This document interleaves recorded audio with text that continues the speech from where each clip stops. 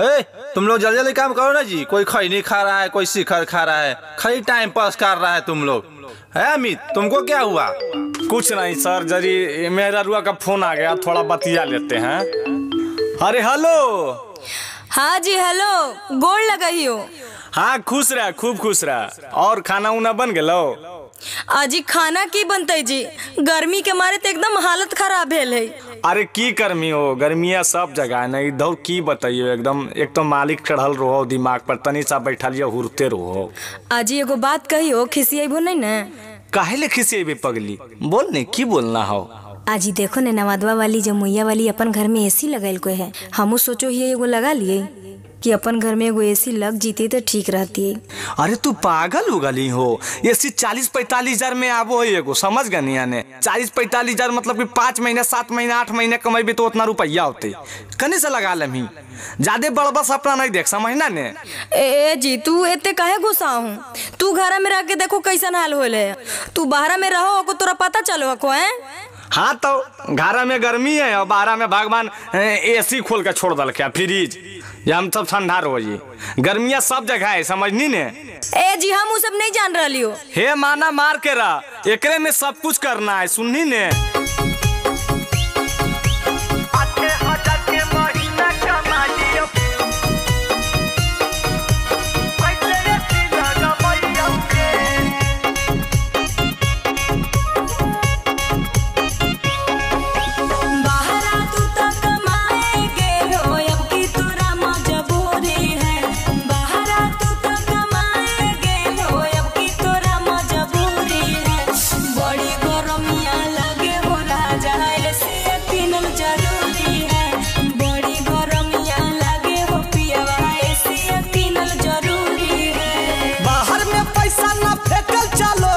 कैसे यकीन दिलौगे, बाहर में पैसा न फेंकल चलो है, कैसे यकीन दिलौगे।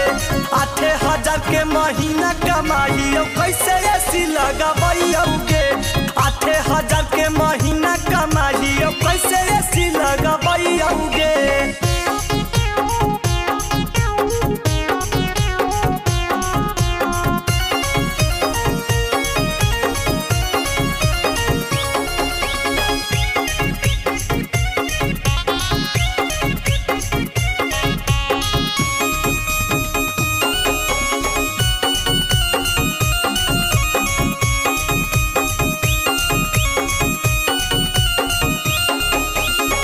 अपने करो हो पिया बाहर में मौज हो, हम तो गरमिया में मरो ही रोज हो। अरे हमरो गर्मी लगो है, हम आदमी यही है। आजी तो तू तो मरद ना हूँ। हाले देखी घरबा में बैठी के झादो ही फुटानी गे, तोहरा से ज्यादा झेलो ही परेशानी गे। गरमी से देह में हमारा सगरो उठल घमौरी है, गरमी से देह में हमारा सगरो उठल घमौरी है। बड़ी गरमिया लगे हो राजा, एसिया किनल जरूरी है। बड़ी गरमिया लगे हो पियवा, एसिया किनल जरूरी है। 8,000 के महीना कमाई कहाँ से एसी लगाई बहुगे।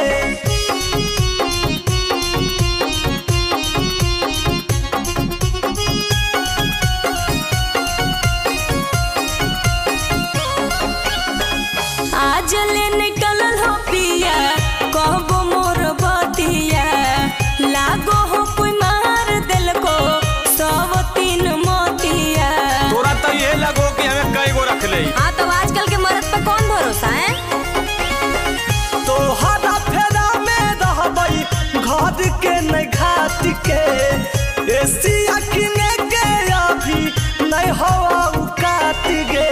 अमित आशिक राहुल जटेजा हमारा नहीं मंजूरी है। अमित आशिक राहुल जटेजा हमारा नहीं मंजूरी है। बड़ी गरमिया लगे हो राजा, एसिया किनल जरूरी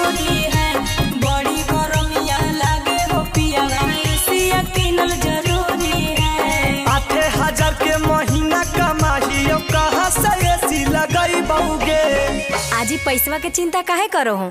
3000 में तो एसी दो है किस्त पर। और ओकर बाद महीने महीने किस्तिया भरतो तोर बप्पा। आज ही तो किस्तिया भरबे नहीं करबई, टेंशन काहे ले लो हो?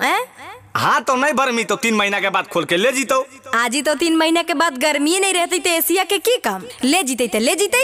अरे वाह, हमने जानो ली कि तोरा इतना दिमाग हो। ऐसा कर, मैया के बाबूजी के तो अपन हमर चारों आधार कार्ड वाले जो 4 गो एसी खरीद के ला। सुनिन बैंक के मानबे की 1.5 महीना के पैसा गल।